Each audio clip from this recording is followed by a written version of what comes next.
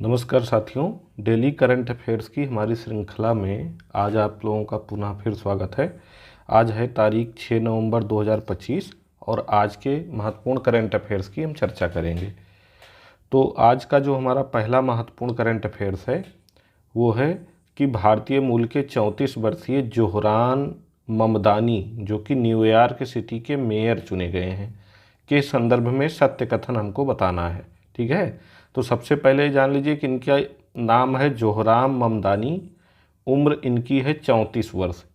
New York city जो America का सबसे बड़ा शहर है वहाँ के ये मेयर चुने गए हैं। ठीक है, तो इनके विषय में क्या बताना है कि वे प्रसिद्ध भारतीय फिल्म निर्माता मीरा नायर और कोलंबिया विश्वविद्यालय के प्रोफेसर महमूद ममदानी के पुत्र हैं। पहला स्टेटमेंट ये है। दूसरा स्टेटमेंट ये है कि उनका जन्म युगांडा में हुआ है। तीसरा है कि वह अमेरिका के सबसे बड़े शहर के मेयर बनने वाले पहले दक्षिण एशियाई मुस्लिम व्यक्ति हैं। ठीक है, तो ये तीनों स्टेटमेंट हमारे इनके विषय में सही हैं। इनकी उम्र 34 वर्ष है, जोहरान ममदानी इनका नाम है, न्यूयॉर्क सिटी के मेयर चुने गए हैं। ठीक है, और ये प्रसिद्ध भारतीय फिल्म निर्माता जो मीरा नायर हैं उनके पुत्र हैं, और इनके पिता का नाम जो है महमूद ममदानी है, जो कोलंबिया विश्वविद्यालय में प्रोफेसर हैं। और इनका जन्म जो है युगांडा में हुआ था। 7 वर्ष की उम्र में ये अमेरिका गए थे। ठीक है, और वो अमेरिका के सबसे बड़े शहर के मेयर बनने वाले पहले दक्षिण एशियाई मुस्लिम व्यक्ति हैं। तो ये तीनों स्टेटमेंट इनके विषय में सही है। व्याख्या इसकी देख लेते हैं कि उपयुक्त सभी कथन सत्य हैं। ममदानी ने रिपब्लिकन उम्मीदवार कर्टिस सिल्वा, दिग्गज नेता एवं न्यूयॉर्क के पूर्व गवर्नर एंड्रू कुओमो को हराया। यानी कर्टिस सिल्वा जो रिपब्लिकन उम्मीदवार हैं, वहाँ के दिग्गज नेता हैं, और न्यूयॉर्क के पूर्व गवर्नर एंड्रू कुओमो को हराया है। और इनकी अगर पार्टी की बात की जाए तो डेमोक्रेटिक इनकी पार्टी का नाम है, जिस पार्टी से ये अमेरिका के पूर्व राष्ट्रपति थे बराक ओबामा, और ये डोनाल्ड ट्रंप के पहले जो अमेरिका के राष्ट्रपति थे वो जिस पार्टी से थे उसी पार्टी के ममदानी हैं। ठीक है, ममदानी की ऐतिहासिक जीत को 84 लाख से अधिक आबादी वाले इस शहर के प्रशासनिक कामकाज में प्रगतिशील राजनीति के रूप में देखा जा रहा है। तो ये इनके विषय में हो गया।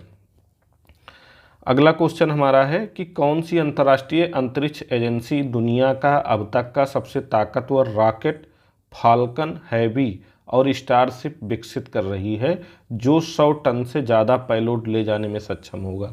तो ये कौन सी कंपनी है? इस कंपनी का नाम है स्पेस एक्स। स्पेस एक्स जो है अमेरिका की कंपनी, कहाँ की? अमेरिका की। तो इसके विषय में स्पेस एक्स अमेरिका की एक निजी अंतरिक्ष एजेंसी है। ठीक है, स्पेस एक्स क्या कर रही है कि यह जो है अब तक का सबसे ताकतवर रॉकेट फाल्कन हैवी और स्टारशिप विकसित कर रही है।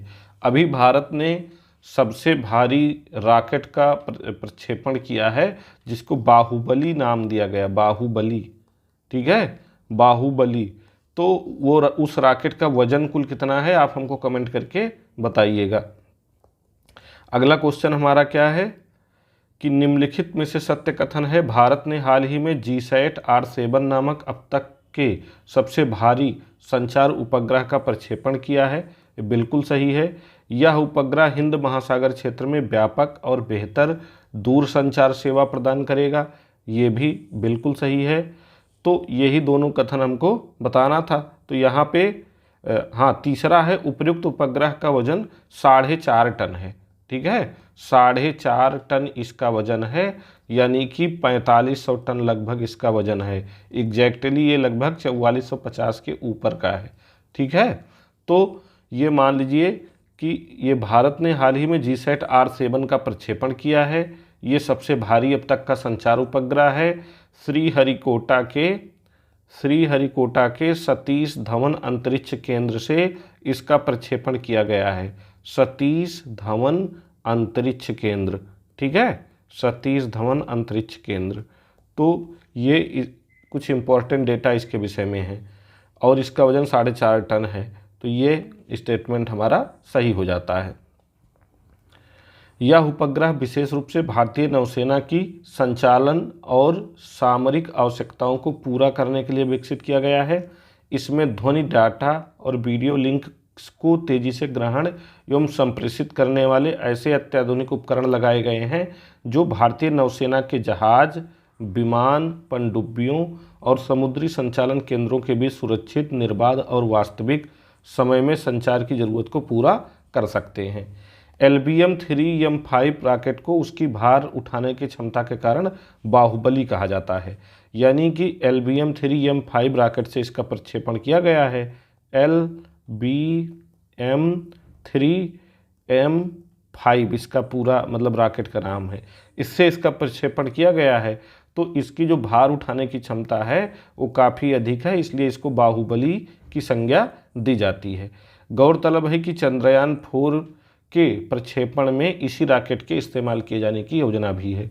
भारत जो चंद्रयान 4 का प्रक्षेपण करने वाला है उसके लिए इसी रॉकेट का प्रयोग करेगा, बाहुबली का। तो आप हमको कमेंट करके बताएंगे कि भारत जो चंद्रयान 4 का प्रक्षेपण करने जा रहा है ये कब करने वाला है। ठीक है। अगला क्वेश्चन है कि भारत सरकार के भाषिणी ऐप के संबंध में सत्य कथन है। वेरी इंपॉर्टेंट है ये। यह ऐप नागरिकों को एक भाषा से दूसरी भाषा में अनुवाद करने की सुविधा देता है। ये सही है। यह पहल डिजिटल भारत अभियान के अंतर्गत इलेक्ट्रॉनिक और सूचना प्रौद्योगिकी मंत्रालय द्वारा विकसित की गई। ये स्टेटमेंट भी हमारा बिल्कुल सही है। प्रधानमंत्री नरेंद्र मोदी ने वाराणसी में आयोजित एक कार्यक्रम के दौरान हिंदी से तमिल में अनुवाद के लिए इसी तकनीक का प्रयोग किया था। तो ये तीनों स्टेटमेंट बिल्कुल सही हैं। भाषिणी ऐप जो है इलेक्ट्रॉनिक और सूचना प्रौद्योगिकी मंत्रालय द्वारा विकसित किया गया है। इसमें 100 से अधिक भाषाओं में अनुवाद करने की क्षमता है। जब आप इस ऐप का इस्तेमाल करेंगे, ठीक है, तो आप चाहे जिस भाषा में बोलते जाइए और सेलेक्ट कर लीजिए किस भाषा में आपको इसका ट्रांसलेशन चाहिए।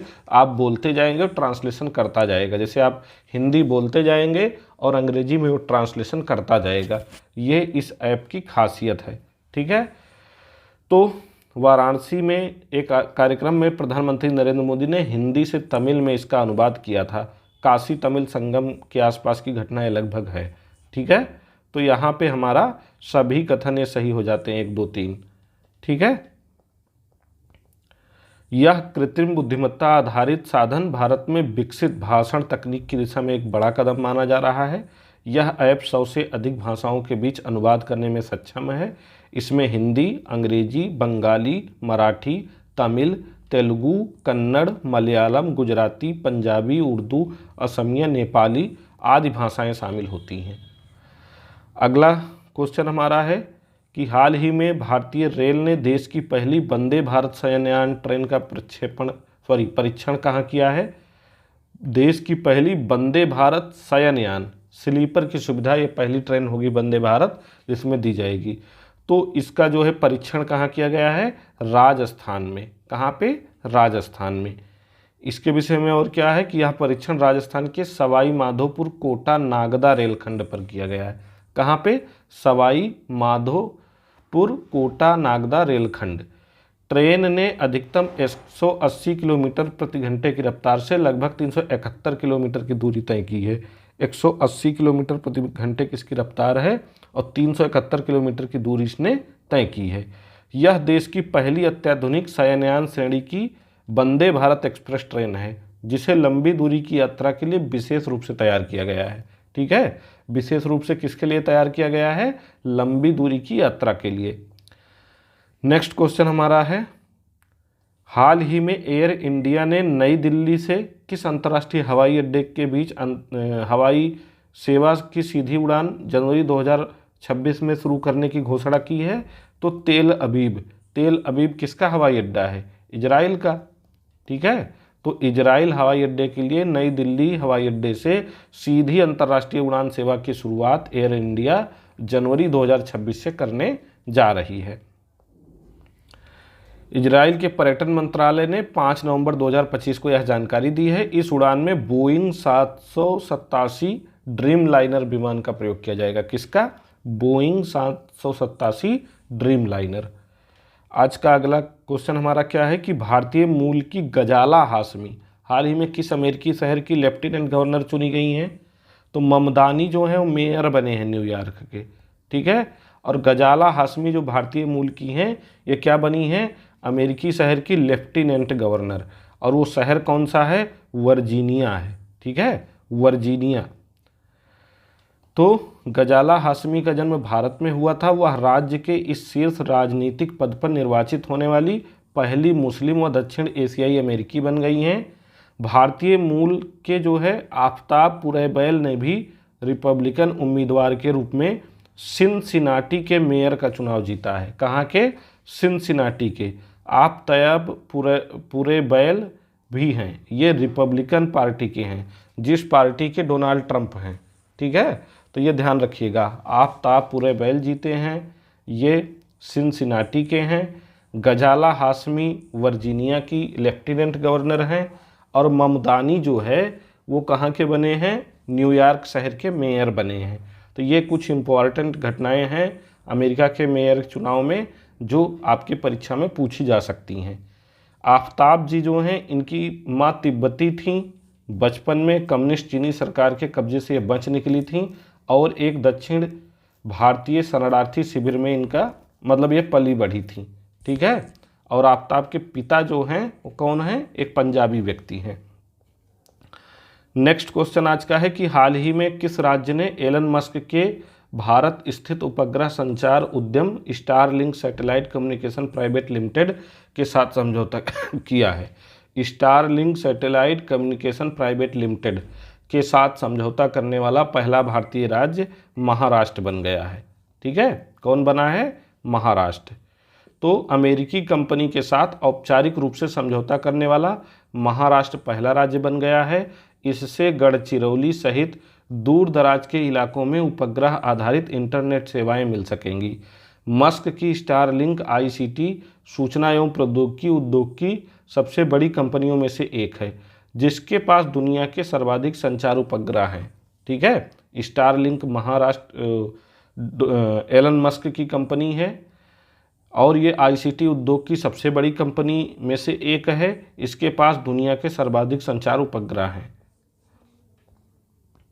हाल ही में उत्तर प्रदेश के किस जिले में सहनसरा नदी किनारे 6.5 करोड़ वर्ष पुराना जीवाश्म मिला है? तो ये सहारनपुर में है। कहाँ पे? सहारनपुर। सहनसरा सहारनपुर, ठीक है, ये ध्यान रखिएगा। यह जीवाश्म शिवालिक क्षेत्र में प्राप्त हुआ है। इसकी खोज पर्यावरण विज्ञानी डॉक्टर उमर सैफ द्वारा की गई थी। किसके द्वारा? डॉक्टर उमर सैफ। नदी के किनारे मिले सींग के जीवाश्म की पहचान ट्राइसेराटॉप्स डायनासोर के नाक के सींग के रूप में की गई है। इससे पहले इसी क्षेत्र में डायनासोर के पंख और अंडे के जीवाश्म मिल चुके हैं। जीवाश्म पूरी तरह से सैंडस्टोन में परिवर्तित हो चुका है। इसकी लंबाई 330 मिलीमीटर है और इसका आकार कैसा है? दो धारी कटार जैसा। कैसा? दो धारी कटार जैसा, ठीक है। भारतीय चीनी एवं जैव ऊर्जा उत्पादक संघ के अनुमान के मुताबिक चालू सीजन में देश में चीनी उत्पादन में 16 से 18% की वृद्धि के साथ कितना पहुंच सकता है? तो ये 343.5 लाख टन पहुंच सकता है। पेराई सत्र में, जो चालू सत्र है, पेराई सत्र है, इसमें चीनी उत्पादन में 16 से 18% की वृद्धि का अनुमान है। 343.5 लाख टन पहुंच जाने का अनुमान है, ठीक है। इसमें से लगभग 34 लाख टन चीनी एथेनॉल उत्पादन के लिए खर्च की जाएगी, जिससे शुद्ध उत्पादन 309, यानी चीनी का जो शुद्ध उत्पादन होगा वो 309.5 लाख टन रहने का अनुमान है। देश में फिलहाल चीनी की सालाना खपत जो है 285 लाख टन है। तो 285 लाख टन अगर सालाना खपत है, 309.5 लाख टन उत्पादन का अनुमान है, तो इसलिए करीब 20 लाख टन चीनी मतलब निर्यात की जा सकती है, जिससे विदेशी मुद्रा आय में भारत की वृद्धि हो सकती है, ऐसा अनुमान लगाया गया है, ठीक है। अगला क्वेश्चन है कि हाल ही में किस नौसैनिक अड्डे से इच्छक जहाज को औपचारिक रूप से सेवा में शामिल किया गया है? तो ये शामिल किया गया है कोच्चि हवाई अड्डे से। कहाँ से? कोच्चि हवाई अड्डे से। जलावतरण समारोह में नौसेना प्रमुख दिनेश के त्रिपाठी शामिल हुए। रक्षा मंत्रालय के अनुसार सर्वेक्षण पोत श्रेणी के तीसरे और दक्षिणी नौसेना कमान में तैनात होने वाले पहले पोत के रूप में इच्छुक भारतीय नौसैनिक क्षमताओं को बढ़ाएगा। यह जहाज भारत की बढ़ती आत्मनिर्भरता का उदाहरण है। इस पोत को बंदरगाहों और नौवहन चैनलों के पूर्ण पैमाने पर तटीय और गहरे जल सर्वेक्षण के दौरान डिजाइन किया गया है। इससे प्राप्त डेटा समुद्र में सुरक्षित नौवहन सुनिश्चित करने और भारत के समुद्री सुरक्षा ढांचे को मजबूत करने में सहायक होगा। अगला क्वेश्चन हमारा क्या है कि हाल ही में किस भारतीय राष्ट्रीय उद्यान को IUCN ने प्राकृतिक विश्व धरोहर स्थलों की अपनी नवीनतम समीक्षा में अच्छा रैंक प्रदान किया है? तो ये कंचनजंगा राष्ट्रीय उद्यान को प्रदान किया है। IUCN ने अच्छा रैंक जो है, गुड रैंक जो है, कंचनजंगा राष्ट्रीय उद्यान को प्रदान किया है। कंचनजंगा राष्ट्रीय उद्यान के विषय में और जानकारी ले लेते हैं। अच्छा रैंक दिए जाने का अर्थ है कि इसकी संरक्षण स्थिति अच्छी है। कंचनजंगा यह रैंकिंग प्राप्त करने वाला एकमात्र राष्ट्रीय उद्यान है, जबकि पश्चिमी घाट और सुंदरबन जैसे अन्य महत्वपूर्ण क्षेत्र गंभीर चिंताओं का सामना कर रहे हैं। ठीक है, सुंदरबन और पश्चिमी घाट में क्या है, गंभीर चिंताएं व्यक्त की गई हैं, जबकि केवल कंचनजंगा एकमात्र ऐसा राष्ट्रीय उद्यान है जिसको अच्छा रैंक मिला है। कंचनजंगा बायोस्फीयर रिजर्व भारत का पहला मिश्रित यूनेस्को विश्व धरोहर स्थल है। यह मान्यता इसे यहाँ की प्राकृतिक सुंदरता और सांस्कृतिक महत्व दोनों के संयोजन के लिए वर्ष 2016 में दी गई थी। ठीक है, कंचनजंगा को यूनेस्को की सूची में, मिश्रित यूनेस्को की सूची में 2016 में शामिल किया गया था। अगला पॉइंट इसमें है कि 1784 वर्ग किलोमीटर में विस्तृत कंचनजंगा विश्व की तीसरी सबसे ऊंची चोटी है। ठीक है, 1784 वर्ग किलोमीटर में इसका विस्तार है, जिसकी ऊंचाई 8586 मीटर है। कंचनजंगा राष्ट्रीय उद्यान की ऊंचाई 8586 मीटर है, विश्व की तीसरी सबसे ऊंची चोटी है, 1784 वर्ग किलोमीटर में विस्तृत है। इस उद्यान में 280 ग्लेशियर, 70 से अधिक झीलें, वन्य जीवन की समृद्ध विविधता है, जिसमें हिम तेंदुआ, लाल पांडा, नीली भेड़, हिमालयी ताहर और 550 से अधिक पक्षी प्रजातियां पाई जाती हैं। अगला क्वेश्चन हमारा है कि इसमें अगला पॉइंट है, यहाँ पाई जाने वाली प्रमुख जनजाति लेप्चा है, जो कि अपने देवताओं द्वारा प्रदान की गई पवित्र भूमि इसको मानते हैं। कंचनजंगा राष्ट्रीय उद्यान को लेप्चा जनजाति के लोग अपने देवताओं द्वारा प्रदान की गई पवित्र भूमि मानते हैं। तो ये पॉइंट भी हमारे एग्जाम के पॉइंट ऑफ व्यू से महत्वपूर्ण है।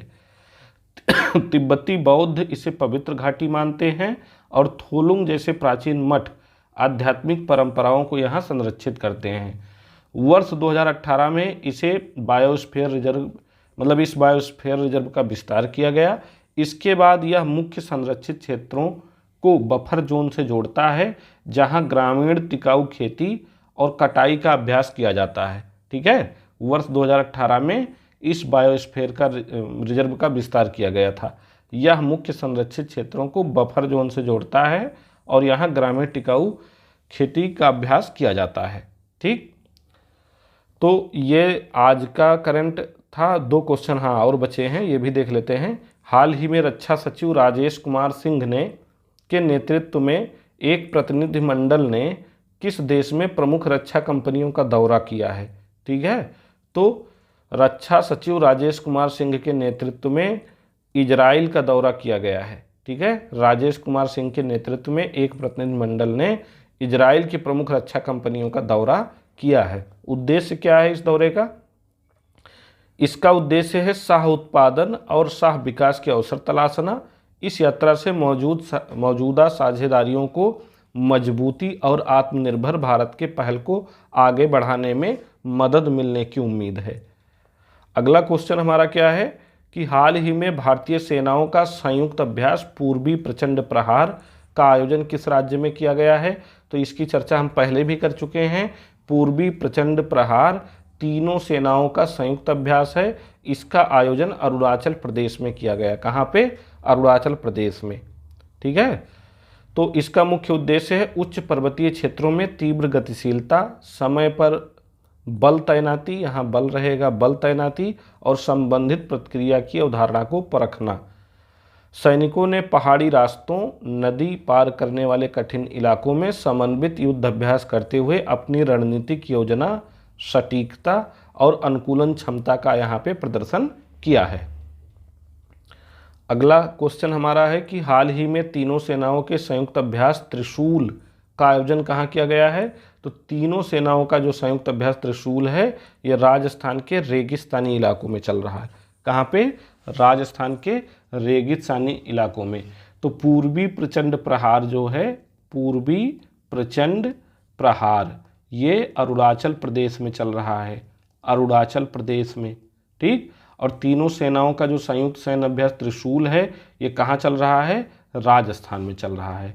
तो ये आज का करंट अफेयर्स था। आज का करंट अफेयर्स आपको कैसा लगा कमेंट करके बताइएगा, और अगर पसंद आए तो लाइक शेयर सब्सक्राइब भी कर दीजिएगा। मिलते हैं अगले करंट अफेयर्स में, तब तक आप लोग पढ़ाई करते रहें। धन्यवाद।